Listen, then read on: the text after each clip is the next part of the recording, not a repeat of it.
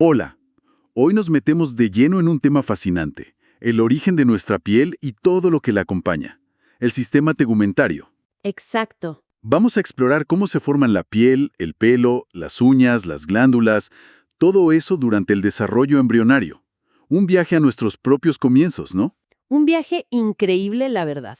Y bueno, para guiarnos en esto, contamos con material de un clásico de la embriología, el Langman capítulo 21. Hay diagramas, imágenes clínicas, bastante completo. Sí, es una muy buena base. Muy visual también. La idea es justamente esa, ¿no? Desglosar cómo surgen estas estructuras tan complejas y ver cómo se relaciona todo eso con algunas condiciones clínicas. Entender el porqué de las cosas. ¿Arrancamos? Dale, arranquemos. Podríamos empezar por algo súper visible, la pigmentación. Los tonos de piel, de pelo, varían un montón. ¿Cómo se define eso en la etapa embrionaria? ¿Y qué pasa cuando algo sale más? Es un punto de partida genial. Mira, todo se centra en unas células muy especiales. Los melanocitos. Ajá, las que producen melanina. Esas mismas. Son las fábricas del pigmento que nos da color. Pero acá viene lo interesante, lo realmente curioso, de su origen. No nacen en la piel. ¿Ah, no? ¿Y entonces? ¿De dónde salen? Tienen que viajar. Se originan en una estructura embrionaria muy temprana, la cresta neural. Es un grupo de células súper versátil. ¿La cresta neural? Suena importante. Y lo es. Desde ahí, estas futuras células de pigmento, digamos, emprenden un viaje. Tienen que migrar para llegar y colonizar la epidermis, los folículos pilosos que se están formando. Es un proceso de migración celular clave. Entiendo. O sea que si ese viaje falla o si las células después no funcionan bien, ahí vienen los problemas de pigmentación. Exactamente. Los trastornos de pigmentación lo muestran clarísimo. Por ejemplo, el albinismo generalizado. Sí. Ahí hay muy poco pigmento, o directamente nada, en piel, pelo, ojos. El problema suele estar en la química, en la producción misma de la melanina. Ok, falla la fábrica. Algo así. Y después tenés otros casos, como el piebaldismo. A veces le dicen albinismo parcial. ¿Y cómo es ese? Son como parches, zonas bien definidas de piel y pelo sin nada de pigmento, como si los melanocitos nunca hubieran llegado a esas áreas o no hubieran sobrevivido ahí. Y mencionaste que a veces se asocia con algo más complejo. Síndrome de Waardenburg. Justo, el síndrome de Waardenburg es un ejemplo increíble del impacto de esa cresta neural. Las personas pueden tener esos parches blancos, a veces un mechón blanco muy típico, Sí, lo he visto. pero también otros rasgos. Ojos de distinto color, lo que se llama heterocromía del iris, y algo muy importante, sordera congénita. ¡Wow! Y todo eso conectado por la migración de esas células. Es impresionante. Precisamente, muchas formas de este síndrome se deben a mutaciones en genes que son vitales para el desarrollo de la cresta neural. Un gen clave es el PAX3, por ejemplo. ¿Y qué hace ese gen? Es fundamental para que las células de la cresta neural migren bien, se multipliquen, sobrevivan. Y como estas células no solo forman melanocitos, sino también partes del oído interno y otras estructuras, bueno, un fallo ahí tiene efectos en múltiples sistemas. Parecen no relacionados, pero el origen es común. Claro, es una demostración perfecta de cómo un problemita temprano en el desarrollo afecta tantas cosas después. Falla el GPS de las células, digamos. Tal cual. Y mencionaste otro, vitíligo. Es parecido. El vitíligo es distinto en algo clave. En general no es de nacimiento, se adquiere después. Es autoinmune. Ah, ok, el propio cuerpo. Sí, el sistema inmunitario ataca y destruye los melanocitos que ya estaban ahí. Por eso van apareciendo manchas blancas en la piel, a veces en mucosas.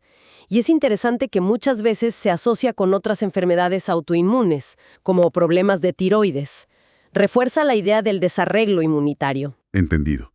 Causas genéticas de base y causas autoinmunes que actúan después. ¡Qué variedad! Bueno, cambiamos un poco de tema. La piel no es solo color, también es textura, resistencia. Hablemos de la queratinización. ¿Qué pasa si ese proceso de endurecimiento se va de mambo? La queratinización es básica. Es el proceso por el cual las células de la epidermis producen queratina, esa proteína resistente, y al final mueren para formar la capa córnea, nuestra barrera. La capa más externa. Exacto. Pero si este proceso es excesivo o anormal, ahí entramos en el campo de las ictiosis. Ictiosis. Suena a pez, ¿no? Sí, viene del griego ictis, pez. Es un grupo de trastornos, casi todos hereditarios, con distintos patrones. Autosómico recesivo, ligado al X, Ujú. y la piel se pone muy seca, gruesa, escamosa, como escamas de pez, de ahí el nombre. Hay muchas formas, unas más leves, otras más graves. Y el material menciona un caso muy extremo, ¿no? El feto arlequín. La descripción y la imagen son fuertes. Sí, el feto arlequín es la forma más grave de ictiosis congénita. Es devastador. El bebé nace con un engrosamiento tremendo de la queratina, forma como placas gruesas, tipo armadura, separadas por fisuras profundas, rojas. Qué terrible. Y esas fisuras limitan todo, el movimiento, la respiración, el riesgo de infección, de deshidratación es altísimo. Es la muestra extrema de cómo un fallo en regular la queratinización puede ser dramático. Uf, sí. Una imagen que impacta y te hace ver lo vital que es el equilibrio. Cambiando a algo más sutil pero único, nuestras huellas dactilares. ¿Cómo se forman esos patrones que no se repiten? Las huellas son el resultado visible de las crestas epidérmicas. Durante el desarrollo fetal, la epidermis como que se pliega hacia adentro, hacia la dermis, en las yemas de los dedos, palmas, plantas. Ajá. Esos pliegues forman los patrones de crestas y surcos que vemos en la superficie. ¿Y por qué son únicos? Pura casualidad. No es casualidad, está en los genes. Los patrones generales, arcos, lazos, espirales, los determina la genética. Pero los detalles finitos, los que hacen que cada huella sea única, incluso entre gemelos idénticos. Sí. Parece que ahí influyen factores ambientales dentro del útero, cositas sutiles, como la presión del líquido amniótico, los movimientos del feto. Es una mezcla fascinante de genética y ambiente intrauterino. Qué bueno eso. Y esa unicidad es la base de la dermatoglicia, el estudio de estos patrones. Tiene usos en genética médica, algunos patrones se asocian a síndromes cromosómicos y, obvio, en criminalística. Increíble cómo algo tan chiquito dice tanto. Bueno, hablamos de la piel y sus accesorios. El pelo, por ejemplo. ¿Cómo se forma cada folículo? El desarrollo del pelo es un ejemplo hermoso de cómo interactúan la epidermis y la dermis, el tejido de abajo. Empieza temprano, como al tercer mes. ¿Ok? La epidermis forma un pequeño brote sólido, la yema pilosa, que se hunde en la dermis, como se ve en la figura 21.3 de Langman. ¿Y la dermis qué hace ahí? Es clave.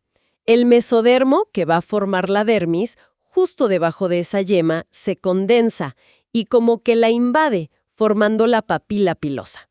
La papila. Esa papila es como el centro de mando y nutrición del futuro pelo. Tiene vasos sanguíneos, manda señales para que la yema crezca y se diferencie. La yema se ahueca y forman las distintas partes.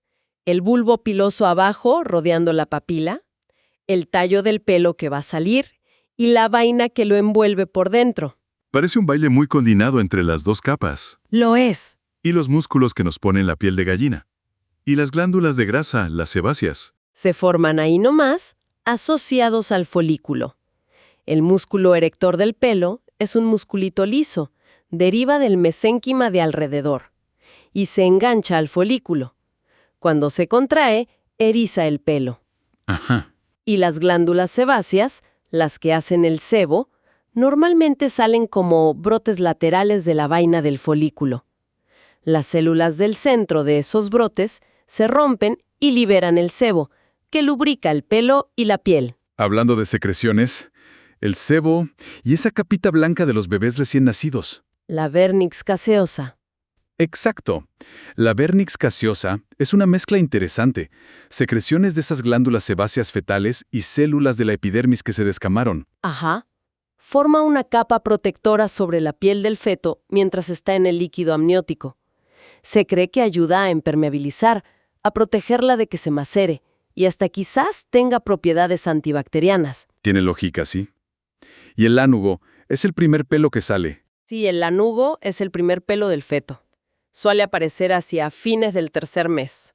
Es un vello súper finito, suave, en general sin mucho color, que cubre casi todo el cuerpo. ¿Ok? Normalmente se cae antes de nacer o en las primeras semanas, y después se reemplaza por pelo más grueso, el vello y el pelo terminal. Un cambio de pelo antes de nacer. ¡Qué loco! Bueno, así como hay variaciones de color, también las hay en cuánto pelo tenemos o dónde. Sí, claro. En un extremo está la hipertricosis. Mucho pelo. Puede ser en todo el cuerpo o localizado. ¿Y hay alguna forma localizada que sea importante? Sí, una que es relevante clínicamente es cuando aparece un parche de pelo bien denso en la zona lumbar baja, sobre la columna. ¿Y por qué es relevante eso? Porque a veces puede ser una señal en la piel de que abajo hay algo, una anomalía en la médula espinal, como la espina bífida oculta. Mira vos. Formación leve de las vértebras, como sugiere la figura 21.4. Es una señal de alerta para investigar más. Otro ejemplo de cómo la superficie puede reflejar algo más profundo. ¡Qué conexión inesperada! Y lo contrario, sin pelo. Eso es la atriquia, la ausencia congénita de pelo. Puede ser total o en algunas zonas. Y como otros rasgos del sistema tegumentario, a veces va junto con otros defectos de estructuras que también vienen del ectodermo. Problemas en uñas, dientes. Forma parte de síndromes de displasia ectodérmica. Entendido. Piel y pelo cubiertos. Sigamos con los anexos. Uñas, glándulas sudoríparas, mamarias. ¿Cómo encajan en todo esto? Las uñas también arrancan temprano, fines del tercer mes. Empiezan como engrosamientos de la epidermis en el dorso de la punta de cada dedo. Son los campos unguiales. Campos unguiales. Ok. ¿Y cómo llegan a la base del dedo, donde crecen siempre? Esos campos migran hacia atrás, hacia proximal. Esa zona que migra se convierte en la raíz unguial. Ahí están las células madre que van a producir la uña toda la vida. Ah, ok. Y la epidermis que queda debajo de la uña visible es el lecho unguial. Tiene muchos vasos, por eso se ve rosado. Un dato curioso para ver cómo va el desarrollo. Las uñas de las manos llegan a la punta de los dedos más o menos al 9º mes. Las de los pies tardan un poquito más. Es como un pequeño marcador del desarrollo, visible. Interesante. Vamos a las glándulas. Sudoríparas primero. ¿Hay distintos tipos? Sí, principalmente dos, ecrinas y apocrinas. Las ecrinas son las más comunes, están por casi todo el cuerpo. Las que nos hacen transpirar cuando hace calor. Esas se forman de yemas epidérmicas que crecen para abajo, y la parte profunda se enrolla. Esa es la parte que secreta. Su función principal es regular la temperatura. Secretan un sudor más bien acuoso, directo a la piel, y cuando se evapora, no se enfría. Es un mecanismo merocrino. La célula no se rompe. ¿Y las apocrinas? Suenan parecido, pero deben ser distintas. Lo son. Las apocrinas están sobre todo en axilas, ingle, periné, areolas. También vienen de yemas epidérmicas, pero suelen crecer asociadas a folículos pilosos y desembocan ahí, no directo en la piel. Ah, ok. Y una diferencia clave. No funcionan hasta la pubertad. Las activan las hormonas sexuales. Su secreción es más espesa, con proteínas, lípidos. Y aunque al principio no huele, las bacterias de la piel la descomponen y ahí sí aparece el olor corporal característico. Entiendo. Se llamaron apocrinas porque se pensaba que parte de la célula se desprendía con la secreción, aunque hoy se discute si es realmente así o más bien merocrino también. Clarísimo. Distinta ubicación, distinta desembocadura, distinta activación, distinta composición. Y para terminar, las glándulas mamarias. Son un tipo de glándula sudorípara especial. Exacto. Se consideran glándulas sudoríparas modificadas, muy especializadas, y su desarrollo inicial es súper particular. Empiezan como 2 líneas gruesas de epidermis, una a cada lado del tronco del embrión. Van desde la futura axila hasta la ingle. Son las líneas o crestas mamarias. 2 líneas a lo largo de todo el tronco. Oh, eso explica por qué a veces hay pezones extra fuera del lugar habitual. Justamente. Normalmente, casi toda esa línea desaparece muy rápido, pero queda un pedacito en la zona del pecho, de cada lado. Ese pedacito se engrosa, se hunde en el tejido de abajo y forma la yema mamaria. Lo ves en la figura 21.5a. Ok, la yema mamaria. Y de ahí sale toda la glándula. Sí, esa yema crece y saca varios brotes sólidos que se ramifican adentro. Esos brotes después se ahuecan, forman los conductos galactóforos. La figura 21.5b lo muestra. Los conductos de la leche. Esos. Al nacer, estos conductos principales llegan y desembocan en una pequeña depresión en la piel, la fosita epitelial. Normalmente, después de nacer, el tejido de abajo empuja y levanta esa fosita formando el pezón. ¿Y para que produzca leche? Para eso hay que esperar a la pubertad y sobre todo al embarazo. Las hormonas, estrógenos, progesterona, hacen que los conductos se ramifiquen mucho más y se formen los alvéolos, que son como saquitos donde se produce la leche. Antes de la pubertad están los conductos, pero no los alvéolos. Tiene sentido.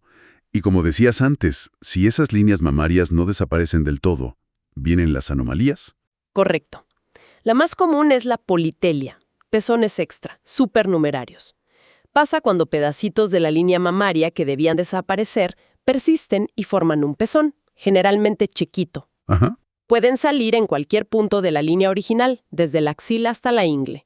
La figura 21.6 lo ilustra bien. ¿Y si persiste más tejido, no solo el pezón? Ahí hablamos de polimastía. Es cuando hay tejido glandular mamario extra, también por restos de la línea mamaria que se desarrollan más. A veces, ese tejido extra hasta responde a las hormonas del embarazo, puede producir leche. Entiendo. ¿Alguna otra anomalía común de esa zona? Otra que se menciona es el pezón invertido. Pasa cuando esa fosita epitelial, donde desembocan los conductos, no logra salir para afuera después de nacer. Queda hundida. Claro. Puede complicar la lactancia a veces. Y bueno, en algunos casos se corrige. Bien, creo que hicimos un recorrido bastante completo, ¿no? Desde el color de la piel hasta cómo se forman las mamas.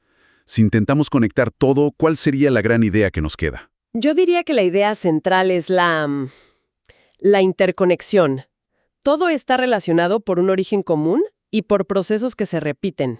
Claro. Vimos cómo procesos súper básicos del embrión, la migración celular exacta, como la de los melanocitos, las charlas constantes entre capas de tejido, como epidermis y dermis para el pelo y las glándulas, el crecimiento y la diferenciación celular bien programados, incluso que algunas estructuras desaparezcan, como las líneas mamarias. Todo eso orquesta la formación de este sistema tan complejo. Y esa base común explica por qué a veces los problemas vienen juntos, ¿no? Como en el síndrome de Waardenburg. Pigmento oído. Exactamente. Lo fascinante es entender que la piel, el pelo, las uñas, las glándulas, aunque después funcionen distinto, comparten rutas de desarrollo, dependen de señales moleculares parecidas. Un error temprano o en una señal clave puede tener un efecto dominó y se manifiesta en problemas en varias de estas estructuras a la vez. Reconocer esas conexiones es clave para entender el desarrollo normal y también muchas enfermedades congénitas. Es una visión súper integradora, la verdad. Te deja pensando. Si llegamos a entender estos mecanismos con tanto detalle molecular, ¿cómo se decide el patrón de una huella? ¿Qué genes regulan cuánto pelo tenemos y dónde? ¿Qué señales controlan cuántas glándulas se forman? ¿Hasta qué punto en el futuro podríamos no solo predecir estas cosas, sino quizás modularlas? Claro. A medida que desciframos las recetas moleculares exactas, ¿qué puertas se abrirían? Y, ¿qué nuevas preguntas, quizás éticas, sociales, surgirían si pudiéramos intervenir en aspectos tan básicos de nuestra biología? Da para seguir pensando, ¿no? Totalmente. Es un campo que abre interrogantes fascinantes.